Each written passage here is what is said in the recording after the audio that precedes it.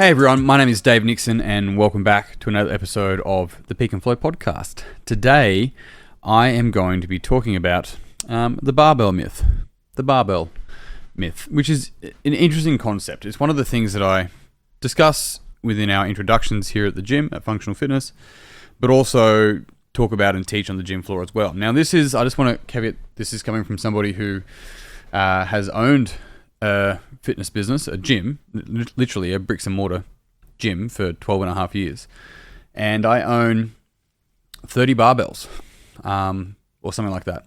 And that's not including specialty bars. There's another 18 of them, minimum. And so what I'm getting at there is that this isn't about completely shit-canning barbells and saying don't touch them. Today, I'm going to talk about how barbells are overused and overvalued for what they are. I'm going to talk about why as well, but a couple of key points around it. Now, if I was to say to you that we're going to have a look at your squat, or we're going to look at a press, or we're going to look at a deadlift, my guess, same with a row or most other movements, but if I just go and pick one of those, let's have a look at your squat. For those that have trained in a gym before, what comes to mind? Usually, it's going to be a barbell back squat. That is the main thing people are going to think of. When thinking of a press, usually the person is going to be thinking maybe of a bench press, overhead press, but usually once again with a barbell. And then we look at a deadlift and the same thing applies. Now here's the thing, that if I was to go through and teach you the technical cues of a barbell deadlift, that might teach you based upon my external to you arbitrary feedback of what a barbell deadlift should look like.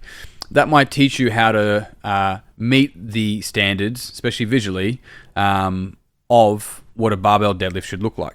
Here's the thing. When you leave the gym, you never touch anything that resembles a barbell. Now, there might be some sort of poles or things like that you move from time to time. The pattern itself, which is a hinge pattern, you'll absolutely do, for sure.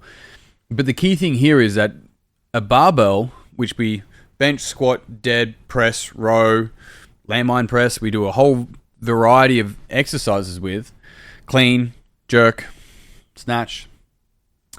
It is simply a multi-tool. The industry has made it the king, but it's just a multi-tool. In any other facet of life, if you have a tool that can do multiple things, it's really useful, but it's not always the best thing for the job. Now, the difficulty is that when we look at something like a barbell squat, it's a very recent time through human history that a large majority of the population puts a thin heavy thing across the back of their shoulders, sits down, stands up, sits down, stands up.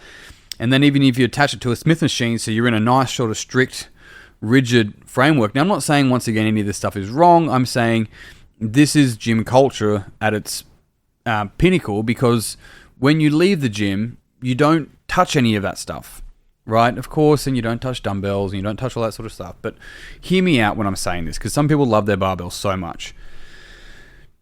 The difficulty is that a thin, evenly weighted barbell, which we can change by a kilo, right? That's one of the reasons why they're so useful, is that we can teach them along a large group, like a large population, and we can always increase it by a kilo or decrease it by a kilo.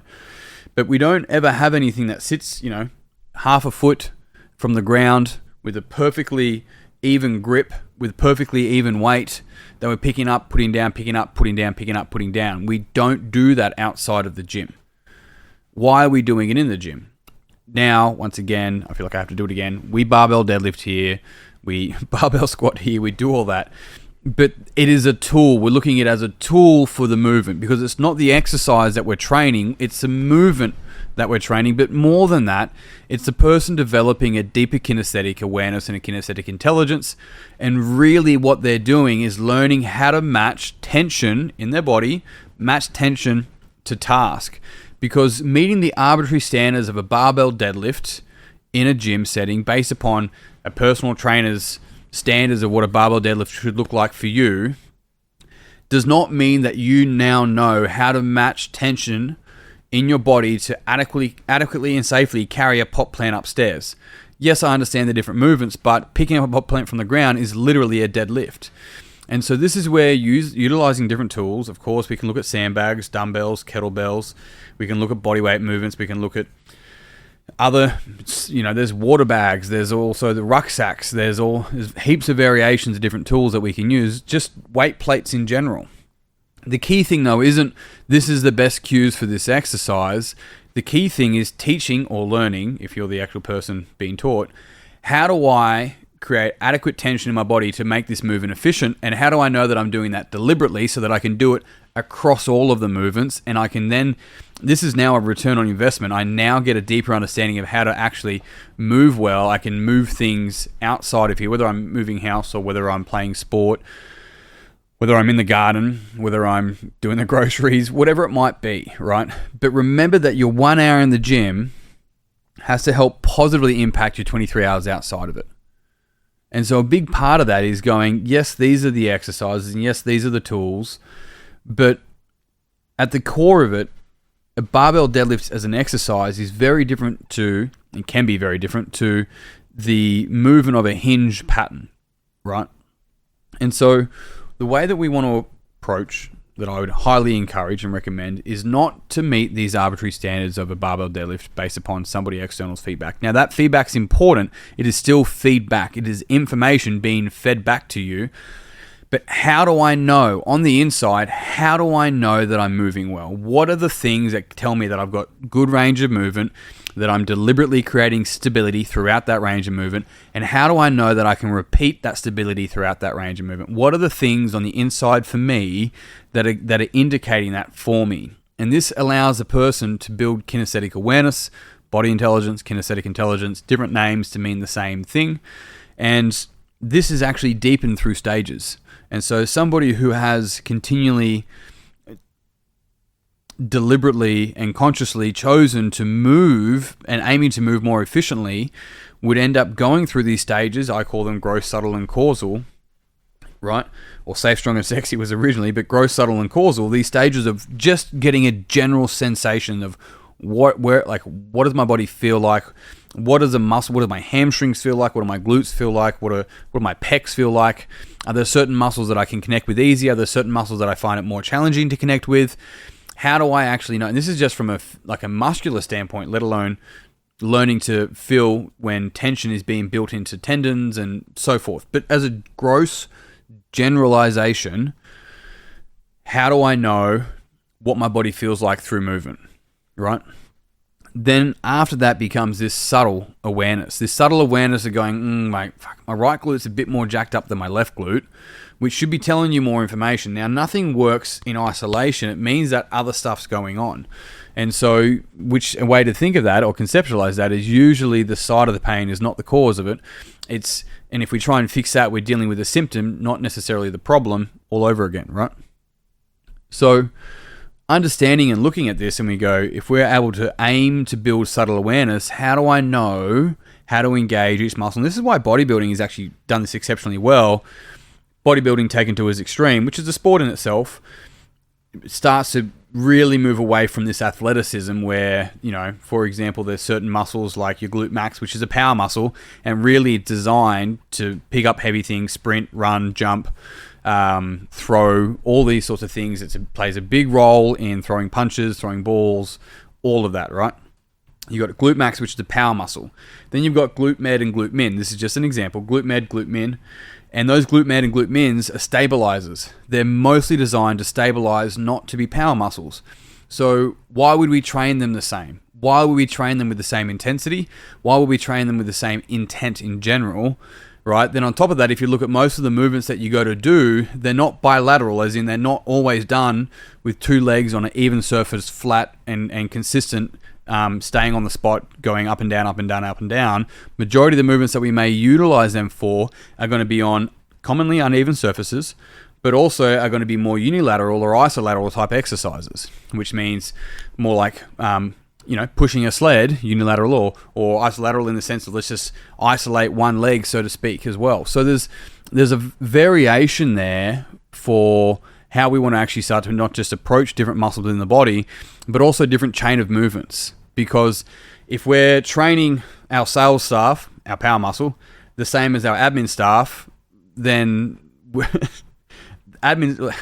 it's just not going to work. I mean, I don't know how else to explain that. Like, the salespeople do the sales, admin do the admin, and that's how the system runs exceptionally well. When we try and treat those both exactly the same jobs, it's just not going to work. It's the same can be said for lats, pecs, biceps, triceps, and the whole relationship that your body has in movement, in function. Because there's your ability to do a body scan as you're sitting here now or laying here now. Can I go through my body? Can I feel this muscle? Can I be aware of this? And scan all the way through your body.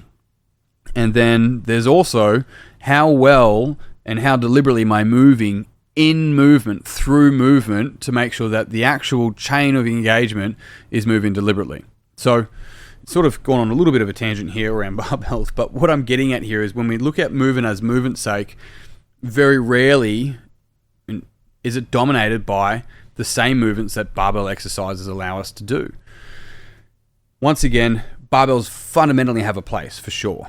But it is not the king. It is simply a tool.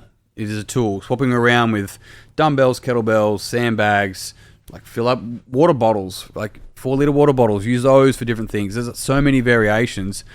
But on top of that, it's also, I've literally written them out here, hinge, squat, pull, push. And with pull, push, right, shoulder pull, shoulder push, it's also pushing and pulling on multiple planes. So horizontal, vertical up, vertical down, so pressing up, pressing down. And that's just to do with your arms. But unilateral, bilateral, isolateral, isotonic, which is basically more like a push-up compared to dynamic or ballistic, which is more like a kettlebell swing or a jump, right? Then gait training or loaded carries, which is like pulling a sled, pushing a sled, carrying sandbags, doing an odd carry, holding a kettlebell in a rack position, but having another kettlebell down low. So your midline is having to stabilize and have anti-rotation while you're going through gait training. All of this, right? Your offsets, your loadeds, your gaits, your push, your pull, your hinge, your squat is actually now looking at training the human through movement. And it's not about going, how do I fit all that into a week? You won't. It's going to be very hard unless it's your full-time job to fit all that into a week.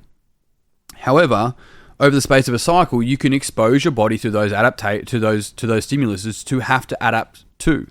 Adapt to.